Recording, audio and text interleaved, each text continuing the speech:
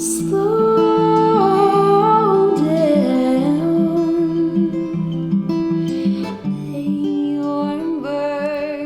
Hey, this is Dan, and welcome to Divergent Paths with Dan Dunford. How's it going? Doing all right? Cool. Yeah, that's weird. I don't know. I don't like how that felt. Probably won't do that again. But welcome to episode 6. Shit. Or is it episode 7? How do I not remember this? This is my own podcast. It's crazy. No, it's... Good heavens. It's episode 7. How about that?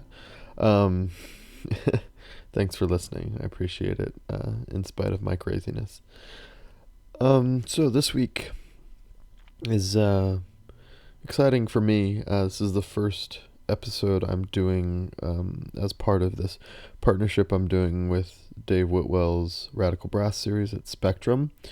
This week I've got Jay Rozen on the episode, and he's a phenomenal tuba player and just a guy who's done so much over his career, done so much new music, gotten so many composers to write for him, done just the sheer amount of things that he's done just staggers my mind.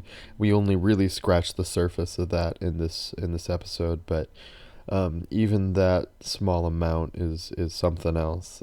We talk about different composers who've written for him and how he worked with that, and how he how he his free improv and just all these things that he can do and does well, and it's really, really fun. So the first concert in the Radical Brass series is going to be 3 p.m. Oh, Popo's coming. First concert is going to be at Spectrum at 3 p.m. on October 11th. Come out to that. It'll definitely be worth your time. Jay will be performing. The Underground Brass will be performing, which is Jay and Dave Whitwell and Dave Taylor. And a lot of great stuff will be performed. It's the album release party for Jay's album, Killer Tuba Songs Volume 2, Naked Singularity, and should be a good time. At the end of the show today, as per usual, I do have one of Jay's songs, or a track from Jay.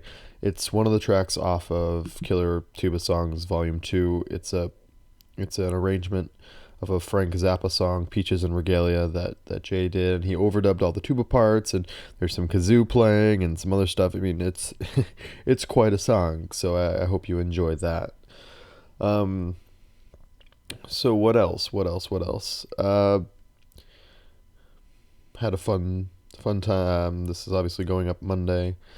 Had a good show with Sharif Keys in the Groove Saturday night. Always fun to play with him. He's such a great musician. And after the show, went into the studio and recorded for a bit. So I got home at 5:30 a.m. No big deal. But that was a great time. So this week, Monday night, so I guess that's tonight, I'll be playing at Sylvana up in Harlem with David Allen Thornton and friends. His new album is coming out in December, and really excited about that. He's my old roommate and just a really wonderful musician. So if you're not doing anything tonight, come by. It will be at 9 o'clock. All right. Other than that, you know the drill. Subscribe, like me on Facebook, share the podcast. If you know someone who's doing something really cool and you think that they'd like to talk about it, hit me up. My email is divergentpathspod@gmail.com. So send people over, love to chat. And yeah, that's it. So enjoy listening to Jay's stories. His story, he's got so many of them, and it was really, really fun to talk to him. All right. See you later. Slow down.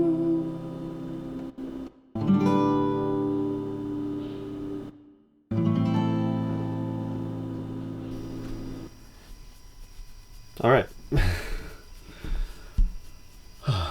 So where to start? So part of the reason that I initially emailed you was you just released another album, Killer Tuba Songs Volume 2, and as part of that you're doing a concert CD release type thing through this Radical Brass series at Spectrum on the Lower East Side. So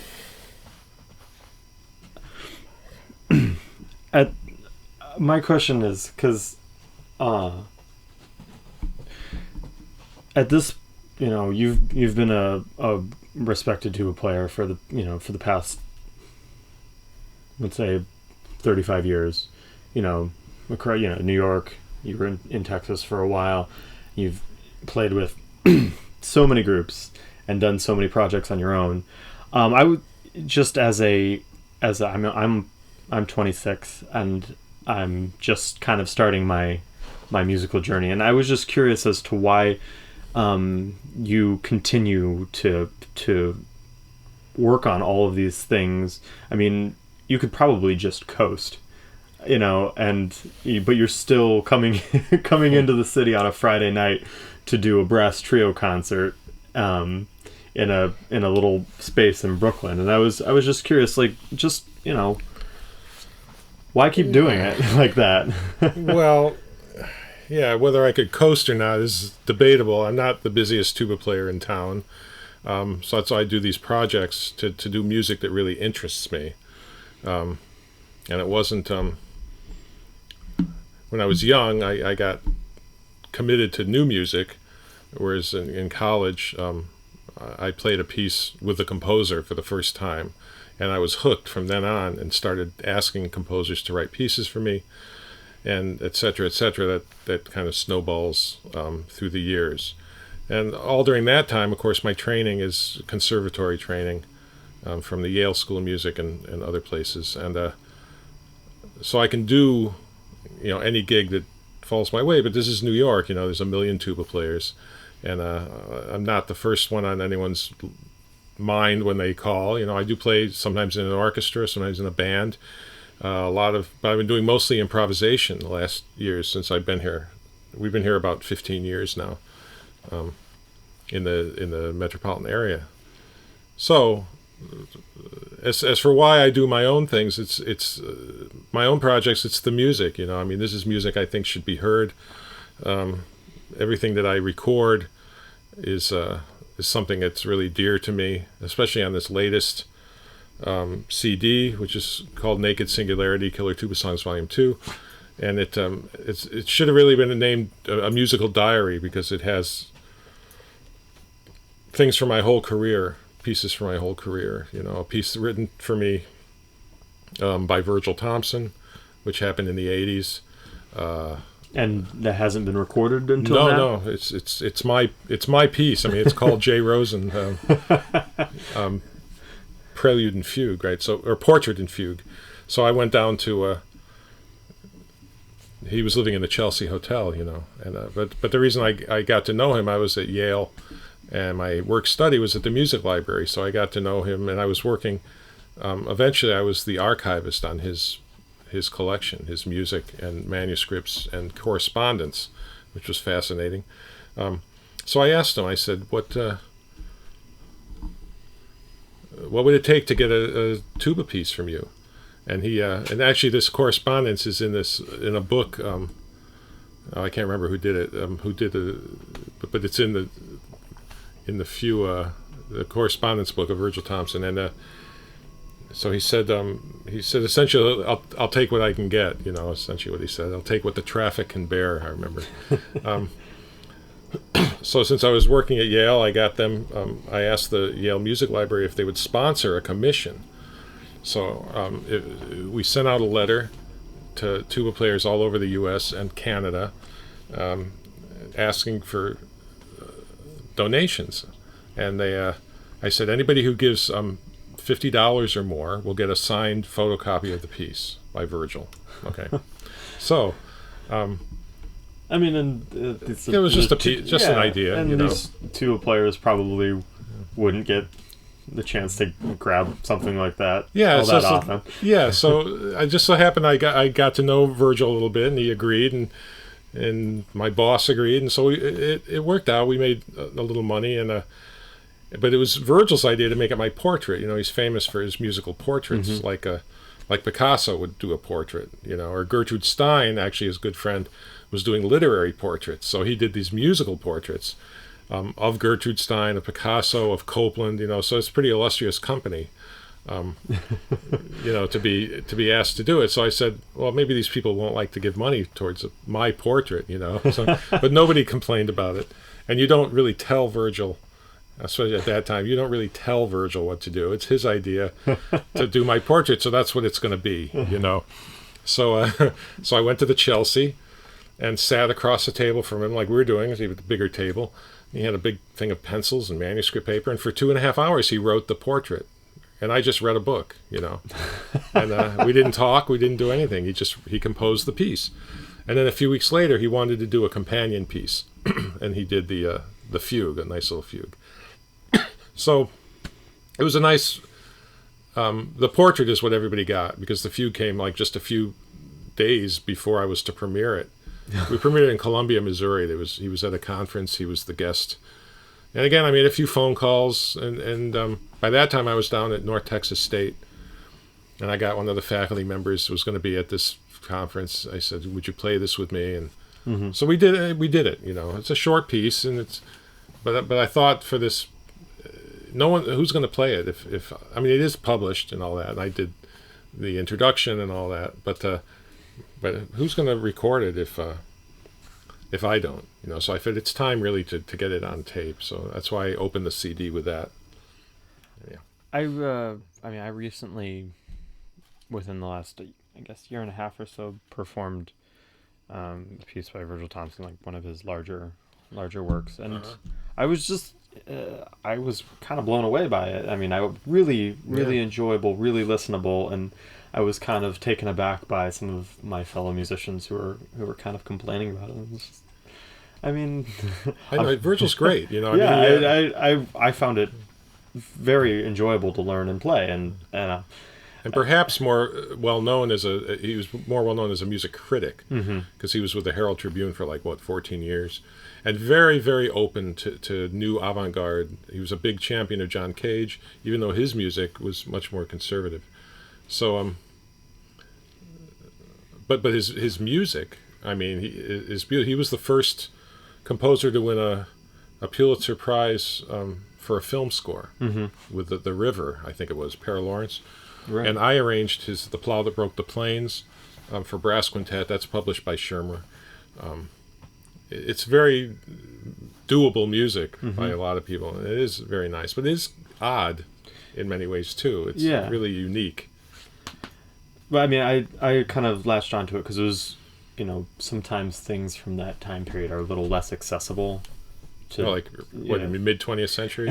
Yeah, I mean, sometimes. But it's a nice piece, and I think. But anyway, while we're kind of talking about composers who have written things for you, I was made aware of a strange oddity by my friend David Whitwell about the author Anthony Burgess. Oh yeah, that's a story. Who of course is the well-known author and the of A Clockwork Orange, which of course became the very controversial Kubrick movie. And I just before I came over here, I was reading something that Burgess wrote, saying that he wished he would be considered a musician who wrote novels as opposed to a novelist who composed on the side. That's true. Yeah. And of course, and the point of all this is that he wrote you a piece. Yeah. Well, there's a book out called This Man in Music that I came across, probably in one of the used bookstores in New Haven. and it's by Burgess, right? So it talks about all his love of music and his experience with music, and at the end of it, there's a list of works. And I know that Santa Fe Symphony did a lot of, Bravanel was, Utah Symphony did a lot of his, it was Utah Symphony did a lot of his music. But in this list, there was a tuba quartet listed. So as I want to do, I had to try to find this music. So I went to the Who's Who, and I found 2 addresses for him, and I sent 4 letters out, identical letters, to 2 of them to his publishers, which are probably more successful than the 2 addresses. They were from all over the world, asking him for if this piece was around and if I could have a copy of it. So I get a long time past this. Mm-hmm. I get a postcard, I think from Spain, saying that he was inspired to write a romance for tuba and orchestra for me. He never talks about the quartet at all, right? So I have this letter. I mean, this postcard signed by Anthony Burgess, and what am I supposed to do? I mean, you have to wait. I mean, you just have to. You're not right. So, you can't. I mean, of course, this at this point in time, this is after Clockwork Orange has been made into a movie. So it's not like he's kind of a novelist toiling in obscurity. He's a superstar. He's exactly. A superstar. So anyway, I was very happy to get the card. And I was very happy that he was writing a piece for me, and then he died. Okay, so I figured that's the end of that. So early 90s. I mean, he died. Right. Right. So so I put it in the files, and then years later, and actually I did meet some Burgess people, like scholars that know a little bit about his music, and I kept trying to find this quartet. Mm-hmm. But I got an email from this guy in Manchester who's the head of the Burgess manuscripts, the foundation, right? And he says, we found this tuba concerto that according to my research was written for you. So I couldn't believe it. I mean, so I said, well, yeah, so send it on. So he sent me the score, and it's actually, it might be there's like a 13 movement or a 13-minute piece, but there's a fragment of another piece. Mm-hmm. So I'm not sure. It seems like it was cut. It was meant to be longer than it is. But anyhow, so the long movement I put on Sibelius. I got, I got a tuba part, and I could take parts out. And he said, if you want to come and premiere it in Manchester, that would be great. And so I emailed him back, and I never actually heard from him since then. So it's still in limbo, but it exists, and that's kind of an exciting. And it ties in with my love of English music, which all from the Renaissance all the way to contemporary avant-garde. It seems like for some reason English has really hit me, more than others. We'll come back to that because I'm definitely interested in digging into that. But I have to ask. Okay. How is the piece? Is it? Oh, it's nice. It's good. Yeah, it's a English piece. It's on the conservative side, but it's really hard to play, and it's a big orchestra that's required, like triple winds.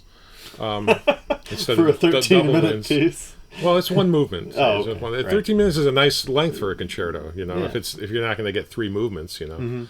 And I've played it. On Sibelius. I've played it for some people. It's got a couple cadenzas in it, and it uses the whole range of the horn. He knows what he knew what he was doing. He was an accomplished composer. When I because for example, sometimes people who dabble in both, it's just the product doesn't end up being great.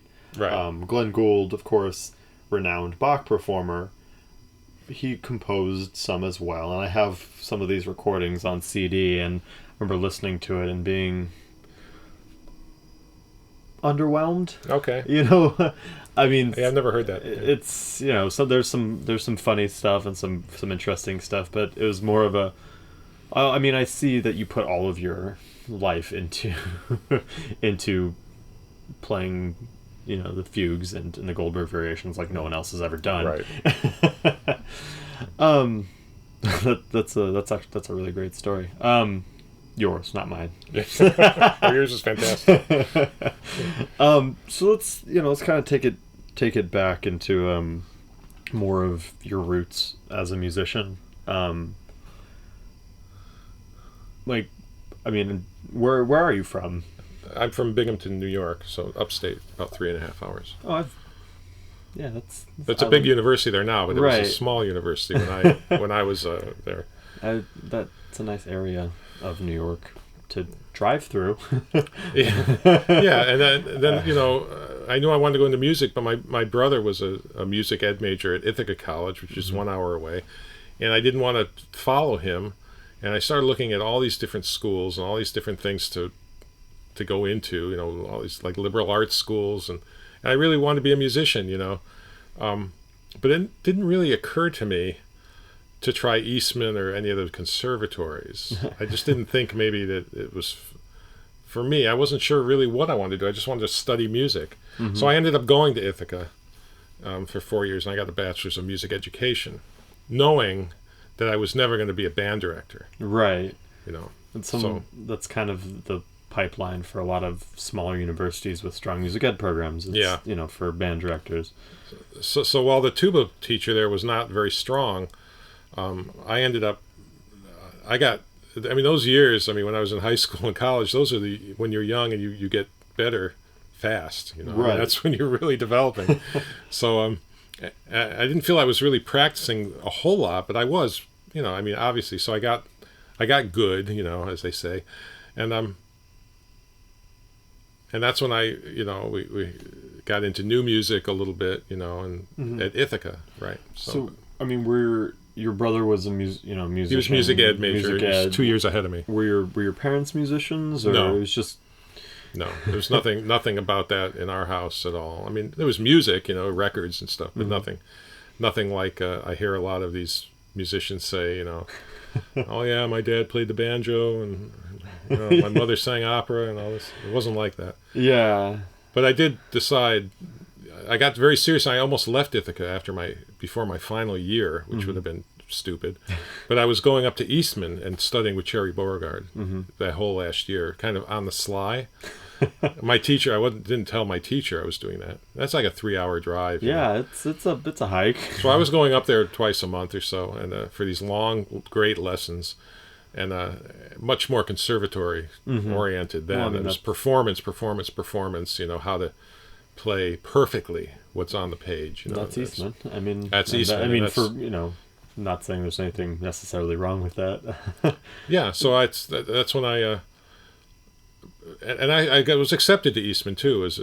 I didn't even have to audition because Cherry knew me so well. But I got the only school that gave me like a good package was Yale, so I went to Yale because I had heard Toby Hanks play. He was such a great sound he has. So I went and studied with him.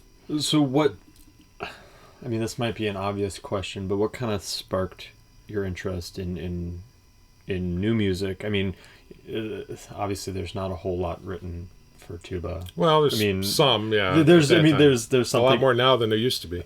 And even like if you look before for bass trombone as well, if you look before, Right. let's say 1970, 1960, the stuff that is there, if there is anything, not all of it is great.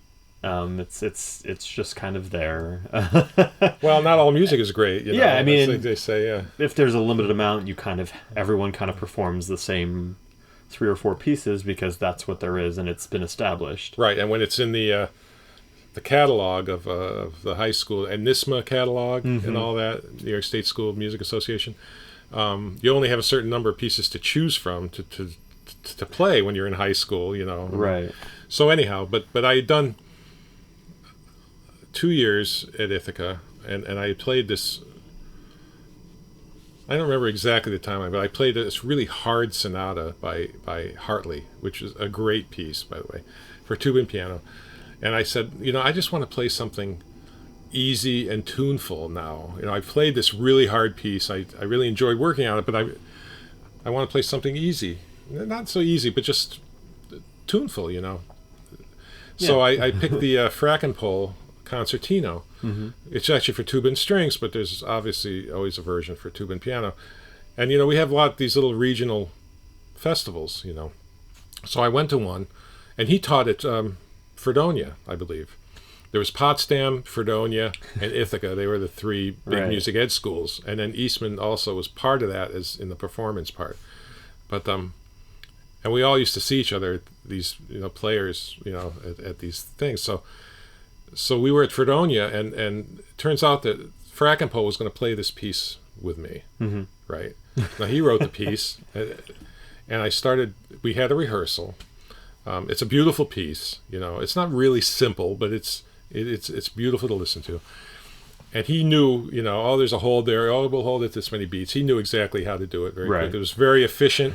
We did a good job, And I got bitten by this bug of playing a piece of music written by the composer. And I don't know if anyone ever actually talked to me about, well, you should get people to write pieces for you, But and around that time, I think, or maybe a little after, I noticed that the music library at Ithaca had Source magazine.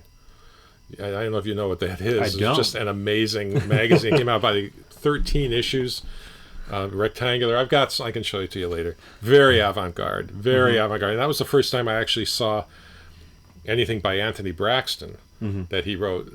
And he listed this piece for 100 tubas. Right, and then I started listening to his music a little bit, and he plays such great low stuff with the contrabass saxophone. I was never in a million years realizing that I would one day be in a band with him and get to know him very well. But anyhow, back then, I was getting into the more avant-garde things, but no improvisation, nothing like that until I was a grad student at Yale. And even then, I got called to play in a polka band, and I was lost. I was lost playing 1-4-5 changes, even though I already had like a master's degree in tuba performance. And this was a terrible thing, but they kept hiring me, this band, because I showed up on time, really, essentially what they did. So I learned the tunes. I learned the beer barrel polka and all that. And then I started getting called to do Dixieland. And that's a whole nother complexity of chord changes. Chord changes, different sound concept. Absolutely. The whole 9 yards. And so I started learning those tunes. And then, I don't know, someone somewhere said, let's just get together and play. Free improvisation. And I ended up doing it. It could have been my friend Dan Plonzi, who... He was a Yale student, undergraduate. The undergraduates at Yale are the smart ones. Okay, I was a graduate student. I was the music geek. But there was a group there called Sheep's Clothing, a real avant-garde experimental music group, fantastic group. David Lang was in it when I was in it, and a lot of other great people. But Dan, we used to get together on Tuesday nights. I remember him and his wife and me and this drummer. We would go to the drummer's house. He had a nice big house. His wife was a lawyer. And we'd record and we'd play, and Dan would show up he was living in Fairfield at that time, but his car was packed with instruments, absolutely packed. He's a reed guy, so he had all the saxophones from sopranino to Barry, and clarinets, and then his wife was an oboist, but she had a viola, and they had all sorts of stuff. I had the tuba and a bass guitar, and we just started playing, and for like a year and a half or more, we played like just about every Tuesday night. And I didn't realize till later that I was playing with like one of the very best improvisers in the business, with Dan, and that's where all that came from. So it wasn't really a conscious choice as much as you kind of did what you were offered, and then you kind of just. Right? Yeah. I don't remember exactly the beginning of the free improv. I didn't even know that concept really existed. So I'd say I still have a weakness with like playing changes and stuff. Although I can do it, but it's not as natural to me because I don't have the years and years I put into it. These guys I played with in Texas when I lived in Austin, I was in a group called the Creative Opportunity Orchestra, a jazz group, and everybody in the group wrote for it. They would come in with charts that looked like they were published. These were North Texas guys and places like that. Fantastic players, fantastic writers, who just knew the tunes and knew all the changes and everything. And they were really nice to me, who didn't know all that. But the band was great, and I was very good friends with the leader, Tina Marsh. And that was a very important thing for me in those years, that band. So, and I plus learned to write, so I wrote a number of jazz charts during those years and learned a lot about that. So, anyhow, so now that you're all totally confused. No, I'm tracking. I'm Yeah, it was Ithaca. Then I went to Yale for Right. 1 year, and then I got a job in Israel in the Jerusalem Symphony. So I was talking about classical. I mean, so for 3 years I played in Israel. We had a very, very active brass quintet, the Jerusalem Brass Quintet, and I finished up my master's at Yale. And was that just your standard audition process to go over there, or What? for Jerusalem? You know, Actually, I went over in another orchestra, a new orchestra that was being formed. Mm-hmm. So I was, it was a slightly interesting story. I was on tour with a Yale band. Now, the Yale band was an undergraduate group, but they were going on a tour of California, coast California, from San Francisco down to San Diego. And they needed about 8 ringers or so. So they Right. used actually most of my brass quintet and some other players. So there was an audition. Actually, I went to Boston before that and auditioned. And I signed the contract while I was on tour with the Yale band in Los Angeles. And then we came back and we had our first organizational meeting in New York. So it was a funny cross-country thing happening. But I did audition for this group called the Tizmorat HaGalil, the Galilee Orchestra. That didn't work out very well. I got into Jerusalem right after that, when I was living over there. I mean, were you married at that point? No, or was no, it no, just? I didn't meet smooth? my wife until I came back from Israel after 3 years, and I went back to finish my master's at Yale, and my wife was in that class. So there's 2 different classes at Yale. It's a 2-year program, so, Right. and sometimes I get mixed up with who is who. She was definitely the second year, and my second tenure, as I call it. But So I mean, then I went to Texas to play with the Dallas Brass, and I went to North Texas to get work on a doctorate. Since I was going to be in Texas, and so just real quick, what years were you with the Dallas Brass? Because that's a yeah, I was the first tuba player. He had a bass trombone player before that. I can't remember his name, but he's pretty well known. Jack Wasson, I think his last name was. But I was the first actual tuba player. But we had the trombone player in the Dallas Brass was in the Jerusalem Symphony with me, so we were all friends. Right. Right. So so he came back. He stayed in Jerusalem for another year after I came back. But then he ended up. His family moved from Milwaukee or from Minnesota to Dallas, and he started the Dallas Brass, and I ended up joining that. But that didn't work out very well either. It's a long and sad tale, very sad tale. But anyhow, so I was stuck down in Texas, in actually Denton. It was a terrible place to be stuck. I've heard. And then so I moved to Austin. I stopped working on the doctorate.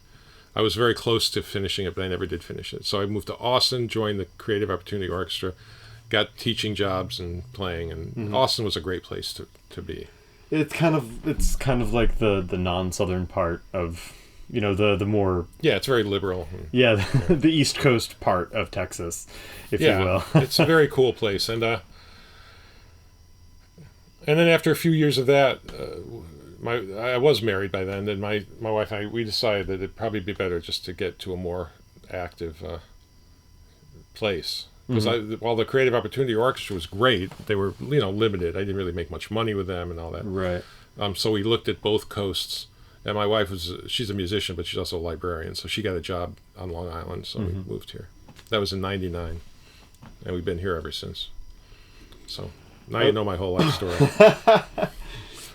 Well, I mean, it's unless you're a guy who's in an orchestra who then auditions for a slightly better orchestra, who then auditions for a slightly better orchestra, a lot of these guys kind of stick in the same region for fairly long stretches of time, if they can. If as much as humanly possible. I mean, if the work's there, and but jumping around, like that is I don't know, is interesting to me. Because there's very specific, from if you listen to groups that are from specific I mean, it's a very different way of approaching music a lot of times. At least from my admittedly limited listening. So let's kind of dig into like music-y stuff. One thing you said earlier that I said we'd come back to was your fascination with just music from England, starting like in the Renaissance and all the way up until the 21st century. It's much more mellifluous, the Renaissance stuff. Purcell and Morley and Bird and those guys. I prefer to shite, and I love all that stuff. And as a brass player, you play all that stuff in brass quintets. Yeah, I mean, you can't avoid it. Yeah, so. I mean, the Philip Jones made those basically staples of the brass repertoire. Yeah, the Susato and I love that stuff. I love playing in a brass quintet. That was my specialty. I can show you later. I have like filing cabinets full of brass quintet music. But anyhow, so it turns out that I'm learning about music and all this, and of course, like if you can come down to one big event, I was reading a book called Experimental Music, Cage and Beyond by Michael Nyman, and that's when he talked about the English scene in the '60s and beyond that, and that's when he first mentioned John White. Right, he talked about this piece he wrote called "Cello and Tuba Machine" that could last up to 6 hours. Well, I mean, that's I had to get a hold of this piece of music, right? I had to do that. So I started my research into getting to know John White. Where is he? What's he doing? And why would he write a piece that could last up to 6 hours? Well, but who the cellist was Cardew. That he did play this piece many times. So he played tuba, Cardew played cello, and they had a correspondence while they were learning the piece. Because it's a very interesting place you get into mentally when you're playing pieces that are super long. You could talk to some of these guys who do the Feldman string quartets with the Fluxus Quartet and those, and I'm sure they'll agree with me. But to cut a long story short, it took me 9 years to get this music. So, I mean, I'm not a tuba player. Most of the people who would be listening to this aren't tuba players. Good. And may not probably not as familiar with. So, I mean, just this piece, the specific piece that we're talking about right now. What is it? Why would it last 6 hours? Well, you say it up to, so I'm assuming there's some sort of like. Yeah, I've played two. Possibly. I played shorter versions of it, and I started researching it, and I made a file on it, and there was like adjectives that were attached to it, Bruckner-esque, tidal, Tidal, tidal, processes. It was a process piece, kind of like, in a way, like In C, Terry Riley, or Rzewski's Le Mouton des Pernurges, right? Where if you don't know these pieces out there in new music land, well, you do if you're listening to this, probably. Yeah, right? I mean those are staples of that type you of set thing. up a process, right? And I remember seeing In C done by, I think it was the Potsdam Percussion Ensemble. They had 4 keyboard instruments. They had a speaker in the middle that started doing the C, dong, dong, dong, dong. And they started playing. I was in high school. And I said, they are playing for like 30 minutes, and they're not moving, they're not turning a page. They didn't turn any music over, but they had music on a stand. I go, how can they play for so long and not even turn a page of music over? So I was very interested into going and seeing this music. I wasn't ready for it then, but I liked the piece. But anyhow, so this cello and tuba machine is the same kind of thing. It's a process that's set in motion, even though it's written out. So more than one page. Yeah, it's many pages, but it's slow, and it's based on breathing and bow, and it's a great piece. And I played it with Alex Waterman. At a festival. He did a festival of New English and Irish music. So it was a few years back. So, but anyhow, I had to go to London. I went to London. I had a tour with the European Tuba Quartet. I went in a week early and stayed in London. And the first thing I did was I had a number for John White. So I call him up, and his wife answers and says, "Oh, John's at the continent. He's in Hungary for a week." The whole week I was going to be in London, he was in Hungary or something. So, and he was coming back actually he was there for longer. He was coming back the day I was going to go do my tour, then come back and spend another night in London. That's when he was coming back, and then I was going to New York, So, but I did visit during that week 3 composers that I gotten to know very well, their music, Michael Parsons, Christopher Hobbs, and Hugh Shrapnel. And I think Hugh was the first. He was very cool. And but Chris actually played in a group with John White. Mm-hmm. They all played together in the 60s and stuff, but he had a group called the Promenade Theater Orchestra with reed organs and toy pianos and bells and all sorts of great stuff. It's really great stuff. And he wrote music for him and John. So Chris had at least 3 big tuba and piano pieces, which I hope I'll record someday. And then Parsons, though, Michael Parsons, he was just in New York a couple of years ago doing a thing, so I got to see him. He actually went into another room and came out with a tuba and cello machine. And he says, "Here, you can have this." So that was like the holy grail, So I did get it, and then this other composer, Dave Smith, ended up sending me a whole lot of John's music later. And so I recorded in my first CD 2 big John White pieces, because they're great, and it's Killer Tuba Songs. And I didn't put any on my second CD, although I did do a piece written for me by Howard Skempton, another great English composer. And but this volume 3, which I'm working on right now, we went to London and recorded all these multiple tuba pieces by John White. So that's going to be coming out hopefully by the end of the year. Yeah, but then you have Killer Tuba Songs Volume 2 come out now, and then you're already releasing. You're already going to be finishing. 3 is a project that actually was recorded before most of my recording for Volume 2. But we had trouble. We had some trouble with I love the recording the mixing and matching. Yeah. Anyhow, it's neither here nor there. But the fact is that there's another piece of John's besides this tuba and cello machine, which I wanted to do. His symphony for organ and 6 tubas. Now, I deny anyone hearing that title to not think of like Bruckner or Strauss or something like that. But John always confounds your expectations. So in this piece for 6 tubas and organ, there's never any time where all 7 players play at the same time. That's right. So he's always playing little jokes on you in that way. Like the first movement is 4 bass tubas, then there's 2 euphoniums and organ.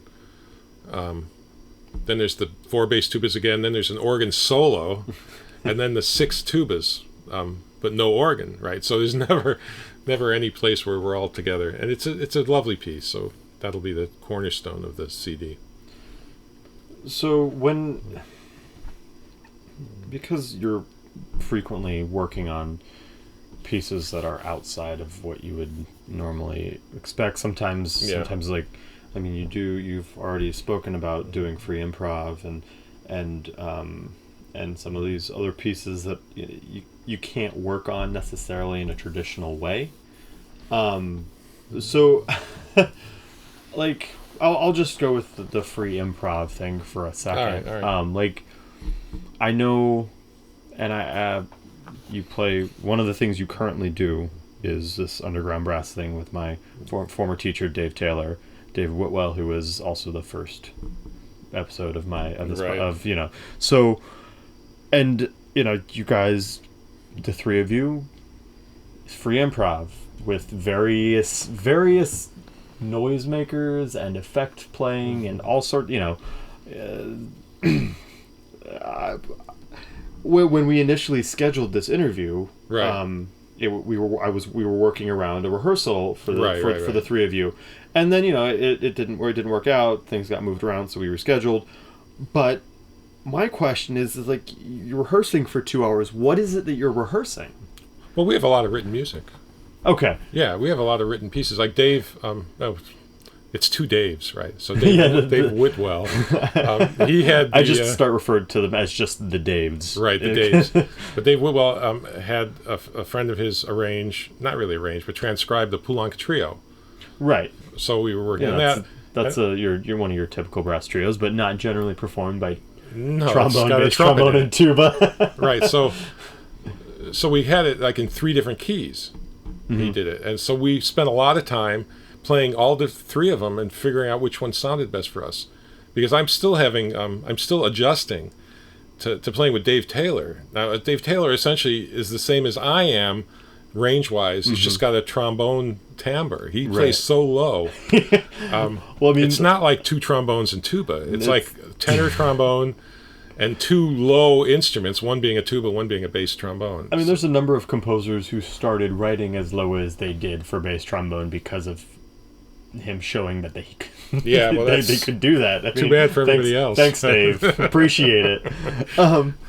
Okay, so I mean that's a little bit on me not completely understanding. But when you do, do you rehearse free improv? We did the first time we met, actually, just to find out, because I've gotten a language. Mm-hmm. Every improviser has a language that he or she likes that uses, So I've got a box of tricks I use. It's almost like a tackle box a little bit. It is. So it's got like, if you look at it, it's got like two saxophone mouthpieces, tenor and bari. It's got a kazoo that's just sticking the bell. I've got the other horns I can stick into the tuba. I take a valve slide out and do it. And I am there's things you can hit the tuba with. There's a bassoon reed in there. So anyhow, and plus I do things with my voice. Mm-hmm. I like the timbre of a voice in playing, and I use that a lot in my improvisation. Is an octave voice, and I've gotten so I can do it without any beating, Right. And you have to be really in tune to do that. Yeah. So I do a lot of that. And Dave Whitwell uses the sax mouthpiece. He's very, very good at it. Yeah. But I was in another group before that called the European Tuba Quartet with three other tubas, bass tubas. And we were just an improvising group. And we all had sax mouthpieces, and we all had these little gizmos, right? And that was with Penguin Moschner, who's German, Melvin Poor, English, living in Cologne, who worked with me on this John White project, and Larry Fishkin, a Juilliard graduate. He graduated like in the 60s, though. He's been living in Amsterdam for the past 30 years or so. So since it's the European Tuba Quartet, it was easy for them to... They had this other guy they didn't really like that much, so they asked me to join, and I did a couple tours with them. It was a lot of fun. But that was real avant-garde, real experimental, real noise-oriented. Not all the time either, I mean, I'll be talking a lot about conservative things, like the John White music is tonal and all that, and the Burgess piece. But, a lot of my love is really outside stuff, So... You were just saying that you have your own language, with the things that you use, and I have to say the other night when I was listening to you guys, I didn't see you put the bassoon reed in the mouthpiece, so I'm kind of like looking over at the two trombone players, and all of a sudden you're making this crazy sound. I fooled you. This crazy sound, and I'm just kind of like, what is he doing? And then as I watched, I saw you take the reed out, right. and I was like... Got me. You got me. That's right, because every improvisation should start with a surprise, But back to what I was saying just now. How did you develop that? I mean, well, when I was in the Jerusalem Symphony, we had a what did they call those concerts? They had one year where they had 4 really contemporary concerts. Stockhausen came over, and he had his own people, but then there were the other ones, the symphony played, and one of them was a pairing of Heinz Holliger, the great oboist and composer, and Vinko Globokar, the Yugoslavian trombone player, who's on a lot of like Stockhausen recordings, and he does a lot of improvisation, composing, and he's super avant-garde. I mean, he noise through the instrument. He's got that piece called Res es inspirar, which means like inspiration. Well, it's actually, but what you do is you blow out. Most of us, when we play a brass instrument, we exhale, right? He has you inhaling and buzzing your lips at the same time, so it's constant noise. You're buzzing your lips going out and going in. It's very difficult. Yeah. All right, so he got me during his improvisations. I remember them standing on opposite sides of a stage before our concert, and they were highly amplified.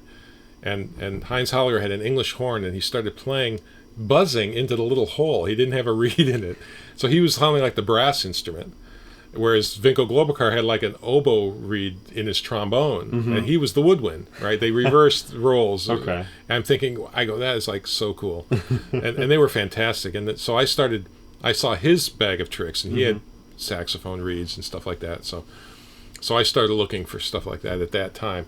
And plus, I also learned from him how to circular breathe, which he told me how to do it and how to work on it, but it was several weeks later when it actually happened. Right. I was very excited about that. When you're breathing, you can keep playing and breathing at the same time. It's a great little technique.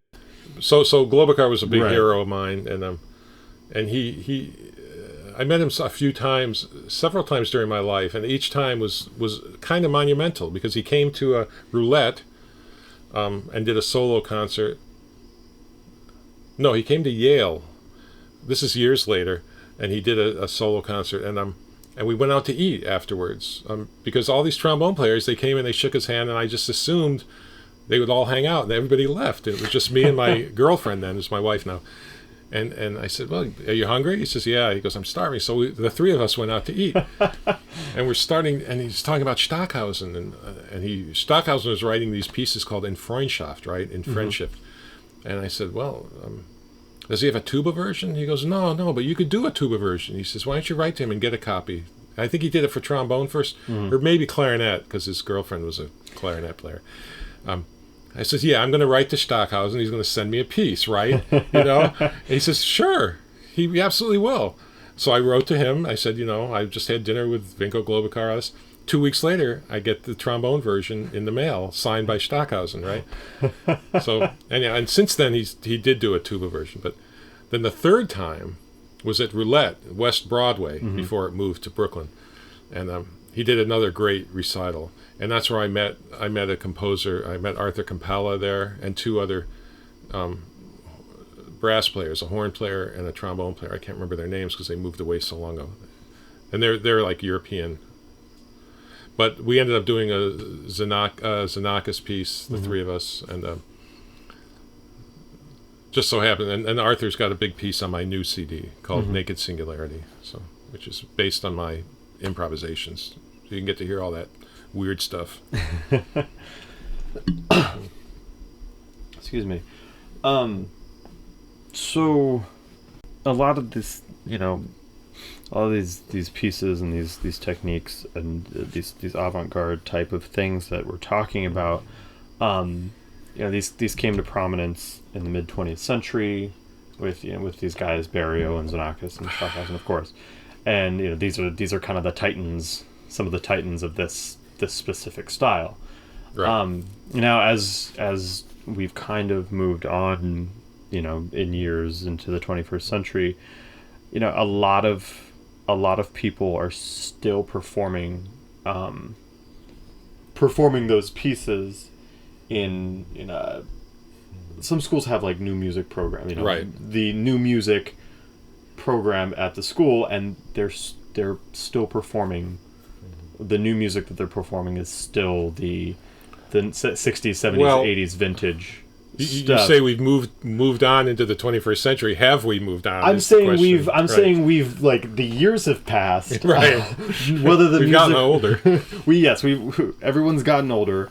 But I was just curious if you kind of had any like opinions about like the possibly people getting stuck on some of these things, and how you kind of like whether you try or continuously trying to get even newer stuff, or this is kind of, I'm just curious, really. Well, the 50s and 60s were quite a time for music. Of course, yeah. I mean, really quite a time, and we're still sorting through that.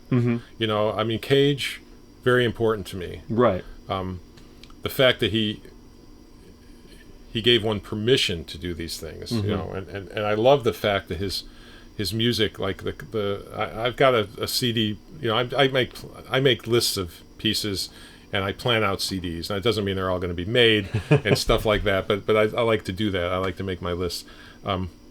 He's got and the Underground Brass is working on a trio of his that was written really early, called Composition for Three Voices, 1934, I believe. But his later stuff, like the Concert for Piano and Orchestra, you can take any of the orchestra parts and play it alone or with any combination with any of the others, or with certain other pieces that he specifies. So at Yale, I did the tuba part with 3 pianos. It's got 60-some pages, the piano part. I think 60 pages. So I gave each piano player 10 pages. So that was, that they have to kind of realize, the piano parts have to kind of be realized. Mm-hmm. So I did it with those 3 pianos, tuba, and then we had a soprano do the aria, which is specified by Cage that you can do that. There are a lot of other pieces he says you could do, but that's what we did with a slideshow. It was fantastic, really a real 60s kind of happening, there. But so his music was really important to me, and I've studied his scores and played a lot of it through the years, Now it seems like maybe we've gotten a lot more conservative, I don't like that. I like any music that's well written. Mm-hmm. That's why a lot of the music I do is tonal, not just atonal or non-tonal or noise oriented. I do all that stuff. So what's really been some of the most successful, like, going on, like you said, like the Bang on the Can people, right? I went to school with all them. David Lang wrote a piece for me called "Are You Experienced?" for electric tuba, narrator, and like 13-piece ensemble. It used to be on CRI Records. Actually, you can still get it. They kind of came back into print. We recorded it up in Montreal. So a lot of people have issue like with that group, because it sounds like, it's kind of like the same stuff over and over and over again. I haven't heard all their stuff, So, and I'm not going to comment on that, other to say that I have read criticism, I know that they're all really fine composers that are involved with that, and they've done some very great, interesting things, And whenever you're putting out that much stuff, though, there's going to be no one's going to love it all, right? So having said that, that's one. That's definitely a style. Though. That Bang on the Can is definitely a style of music. I don't think anybody can disagree with that. No, right? Nor should they. No, I mean, so what else is there? I don't even know everything that's out there, but I haven't really heard anything that's past developmentally stuff that was happening in the 60s. Even the tonal, the process pieces, repetition. Phil Glass, Terry Riley, all that stuff. That's still, it's a very strong type of music. Steve Reich, so I know that like Copeland wrote an essay in the 40s, I believe, talking about how strong the romantic style was, and how a lot of people just could not get past that because it was so strong and in us, but how important it is to branch out, because he wrote tonal music and he wrote atonal music. It's a beautiful essay that still rings true. It is still valid today, right? It's, well, it's 80 years later, and that romantic music is still. Well, what are the orchestras playing? Are they doing a season without Beethoven, without Brahms? No, they are not. And of course that's also tied into making money off, right? Money, but yeah, of course. And I sometimes in my personally, and people who know me would agree with this, I sometimes take too strong an issue with complaining about this orchestra or that orchestra, and because I get tired of hearing the same things, but when it comes down to it, you're running a business and you got to. Well, I guarantee if you don't hear Beethoven's Fifth for 3 years and then you hear it again, you'll appreciate it even more. Definitely. I guarantee that. I never thought about it that way. Tchaikovsky. I've played in some of the orchestras around here. Now, Tchaikovsky was the very first record I ever bought was the 1812 Overture. But how many times I've been asked to play the Sixth Symphony so many times with so many different orchestras. Is that like the only piece that exists anymore? The Fourth, Fifth, the Fourth Symphony and the Sixth Symphony. So that kind of mindset kind of bugs me, I have to say though that when it comes down to that, Tchaikovsky is basically the exception for me. I never because the Sixth Symphony was the first symphony I ever loved. I think I was 12. There you go. And it was some like Slovak Philharmonic Orchestra, and recently I went back and listened to that recording that I heard when I was 12. Oh yeah. And it's not a good recording. Right. It's not a good recording, but I've since moved into the different ones that I prefer, and I was just like, but there was something about this piece that 12-year-old me really responded to. You were ready to hear it at that time. And right. and so like it's like we said, that strong reaction, whether it's the Romantic music or that really groundbreaking time in the 50s and 60s where musicians were starting to realize that there's not really a limit to the kind of creativity that you can espouse. And there was also like Boulez, when he led the New York Phil, he would not play Brahms, right? Because Brahms was not a forward-looking composer in his eyes, but Liszt was.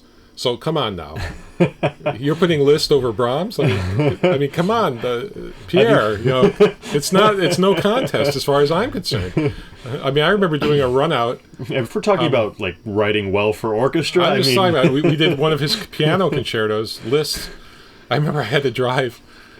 We got in a bus and drove forever to get to this kibbutz, and play the symphony. I had like 4 notes in that stupid thing, So, but Brahms, I mean, he blows my mind. He blows my mind. And absolutely. I heard one of his piano quartets, one of the slow movements during a summertime up there at the Yale Summer Festival in Norfolk, Connecticut. And I had as close to a religious experience you could have listening to a piece of music. I mean, I was like, if I wasn't in an audience with a bunch of people, I would probably just be weeping on the floor from the beauty of this instrument. So I ordered a tape of that performance, and I didn't, for years I was afraid to listen to it because it hit me so hard. And when I finally listened to it, it wasn't all that, it was out of tune. It was, but at that time when I heard it, I was ready to hear that piece. And now I can go hear Rubinstein and the Guarneri Quartet do it, But I mean, this is something separate that we haven't even touched on at all. But live performance is, like you got to do it. You get the people, you get your audience in the right frame of mind, and maybe you're not doing the best you've ever done that night, but it's more than just. Well, right. I mean, Anthony Tomasini just had an article about Richter, just Sunday. Was that yesterday? And and he said, I like Tomasini because first of all he reviewed my CD, which is nice because he's a Virgil Thomson freak. So I'm in his book of Virgil Thomson's portraits. But anyhow, he said that he heard Richter do the Appassionata, the Beethoven sonata, and it's a famous performance. He heard it when he was like in high school. And then later, he says there were some clinkers in it, And later they said they cleaned that up in the studio. He goes, but I still prefer that live performance, Yeah. And I understand exactly what he was saying. And I'm sure the recorded performance was awesome. Yeah. But you can't deny the excitement of a live performance. It doesn't have to be perfect. I mean, I've spoken with our friend David Taylor on this subject on a number of occasions, and I mean, if you're performing something and you miss a note, let's say, and you can go one of 2 ways. There's a couple ways you can go with that. I mean, because you're going to get a rush of adrenaline or kind of a rush of something, whether it's adrenaline or oh shit. If this is a solo piece, Oh, okay. So written music. Yeah, written kind of music. And, there's a couple ways you can go. Like, you can allow that rush to carry up over the top and move through it and make it even better, or you can, kind of fall apart. But those performances where, like, it gets even better as you go along. People are not going to remember, at a live performance, people are probably not going to remember one missed note. Probably. Yeah, I mean, it's always like those poor clarinetists, man. I remember when I was in high school, oh, my parents would say, man, did you hear that guy squeak? I said, yeah, he squeaked once, but did you hear all the rest of it? That was fantastic. And they couldn't get past the squeak, Yeah. So, but that's, Well, I mean, yeah, that's kind of a, but...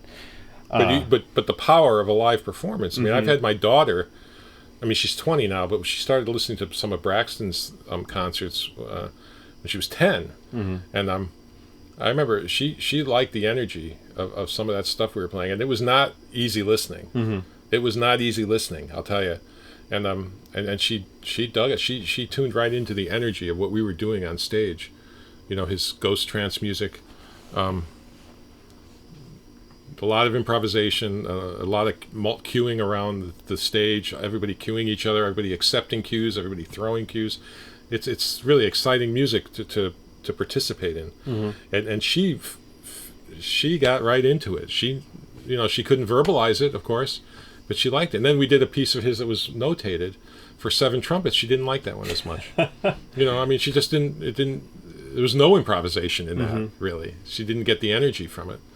So I thought that was interesting. She was so young, Yeah, I think when you're performing for a group of people who aren't necessarily trained musicians, or people who just want to hear music, right? There's a lot of times it seems that they're not responding to a specific composer or a specific piece. You have to, you're saying something to them, person to person, rather than I'm saying this through whoever. You've got to make that connection as between people, as opposed to right. And they were people respond to that whether they know the piece or don't know the piece. Well, these are the people that go to rock concerts and want to hear the pieces exactly like they are on the record. Mm-hmm. So they go to hear Sting and they go, "Oh man, that's not the way he recorded it." They go to hear Paul Simon. They go, "Oh man, that's like so different." I mean, well, if you want to hear it like the record, go listen to the record. I mean, no one's stopping you, but if you want to hear an artist perform his music in a way where he doesn't just go crazy doing it the same every time, and these guys would never do that because they're great artists. Go enjoy it, and get into the energy of the moment. Yeah. Great. So let's just talk pretty briefly about this because this will come out the Monday. I guess right now it's next Monday. Okay. Right before, and kind of like a lead up type thing to their CD, the release concert, if you will. Okay. So are you going to be performing? Mm-hmm. What are you going to be performing there? Well, the problem is that a lot of the CD. Oh, hey, hi, sunshine. A lot of the CD was performed on my F tuba, right? And Underground Brass are going to be my guest artists, and I don't play the F tuba with that group. Mm-hmm. The stuff that we've been working on is on my C tuba, so I really don't want to bring 2 horns. So again, if they want to hear, I might play some tracks from the CD, like over the house system. Mm-hmm. There's one piece. Oh, we are going to do this Moondog piece that I can play on the C because I'm practicing it now. But a great canon in 5/4 time. It was just great. I did it on the CD with this group I had for a while called the Dunstable Trio. So it was violin, bassoon, and tuba. Mm-hmm. I wanted 3 different instruments from 3 different families to do mostly just Renaissance music and contemporary stuff and improvisation, right? So I found some great repertoire for that group, really. And I love doing that. I love getting a book together. So some of that, we tried that with Underground Brass, and that piece works for any instrument. Plus I had a trio once called 3, which was 3 bass tubas, and that works great with Underground Brass because they all play low, and like we just the other night we played a Feldman piece, Feldman trio for flutes, right? Which I put in tuba range, and we did it with the trombones, and I think it sounded pretty awesome. Yeah, this beautiful, especially with clusters. You had spaced out. You liked it with the more space. With you performed it twice. Once, yeah, I did it twice. Kind of a tighter configuration. Once like where everyone's in separate rooms almost. Yeah, and it was kind of like that nice. You kind of feel it going in and out, and like interesting. It was enjoyable. So all that music is great for Underground Brass, and then I can't remember. You have it right, the CD. Can't remember even what's on the stupid thing. So all right, so we do the Virgil Thomson. Then it's the only piece that doesn't fit into my biography kind of diary concept is Never Again the Same by Charles Warren, which is a piece for tuba and bass voice. Now, I love odd combinations, and the minute I knew that this piece existed, I knew that I would be doing something with this piece. So I got a copy of it, and I said, I've got to record this. This is just too great. So the bass is Michael Douglas Jones. Now, he does tie in because he recorded a couple of Anthony Braxton's operas and I was involved with that. So there's not enough Braxton on this CD, you know, if it's going to be a musical diary, it should have something about Anthony, because I play with him so much. But and then there's, let's see, Low, Naked Singlers, Stay Fresh Baggies. So anyhow, a lot of pieces, some written for me, some not. But the last three pieces were essentially tuba trios that I recorded myself. 3 songs by Frank Zappa. So I did all the parts myself, and I actually expanded them a little bit. So there's Sofa number 2. That's actually for 4 tubas, and I did I added some in the studio. I was having such a great time that I said, oh, that sounds a little light. So I just told my engineer, I said, just give me a few minutes, and I just was sketching out parts, and then it sounded so great, and I said, well, this must be what it's like for some of these guys every day. You know, they're in this zone. Then Idiot Bastard Son, which I sang. You like it or you don't like it. Peaches and Regalia, which is great. I mean, my friend John did the drum tracks of that, and I think those last 3 we worked the hardest on. I think they're some of the strongest stuff. So anyhow. So we might do Sofa with Underground Brass, 3 version. So I have a lot of music that we can do with Underground Brass. Much more than they'll ever even know about. Because I don't want to come and just bogart the proceedings, you know. But they seem every time, you know, I'll bring in a piece and I'll say, you know, I really love this piece. I'll say to myself, I said, maybe, you know, they might hate it, and they'll say, oh man, I love this piece, you know. I go, oh, that's nice, you know. I don't try to force them in any way to accept anything I bring in. But meanwhile, David Taylor's brought in stuff, original stuff, which is great. Dave Woodwell has stuff that he's had arranged in some original compositions, and it's all interesting stuff, you know. So. I mean, I would imagine it's because both of those men have very strong opinions about, you know, very vocal about it, and which is great for discussion purposes. You know, Dave Woodwell's is political. I didn't realize how political he was musically. Political. Because I heard that CD he did last year in the Netherlands. Right. It was fantastic. Yeah, the songs from the Oil Wars. Right. Yeah, that's really great.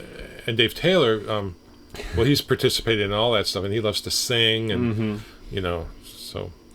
But I mean, so you end up with 3 guys who have these crazy wide capabilities and all sorts of music and you can draw from rather, and it works. And it's hard to I mean, like the other night, you know, when the 2 Daves are playing together, it's so strong. I don't always feel maybe I'm not really a part of this yet, you know.